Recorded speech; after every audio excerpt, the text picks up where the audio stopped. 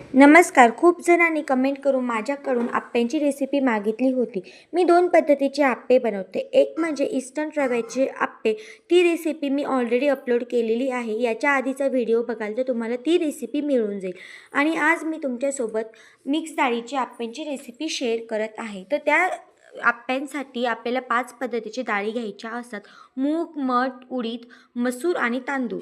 मूग, मठ, उडीद, मसूर आणि तांदूळ मी पुन्हा रिपीट केलेला आहे. त्या रात्रभर आपल्याला भिजून घ्यायच्या आहेत. नंतर दुसऱ्या दिवशी सकाळी 2 हिरव्या मिरच्या, लसूण, सोबतच थोडी कोथिंबीर आणि सर्व डाळी स्वच्छ धुवून आपल्याला मिक्सरच्या भांड्यात टाकून बारीक असं वाटण करून घ्यायचं आहे.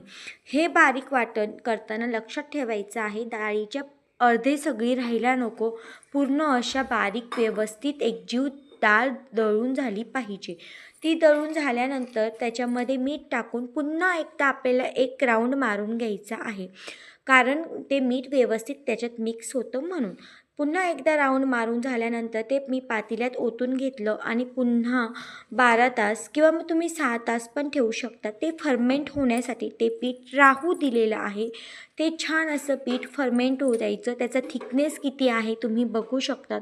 खूप तुम्हाला जास्त पातळ पण करायचं नाही आहे. ते पीठ छान 6 घंटे मी फर्मेंट करून घेतलं. त्यानंतर आप्पे पात्राला छान असं तेल लावून 2 मिनटं ठेवून आणि मग आप्पे सगळे घालून घेतलेले आहेत आणि नंतर थोडंसं तेल घालून उलटे केले. माझ्याकडून इथं आप्पे टाकतानाची ती स्क्रिप्ट जी होती ती डिलीट झालेली आहे, तर तेवढं प्लीज समजून घ्या.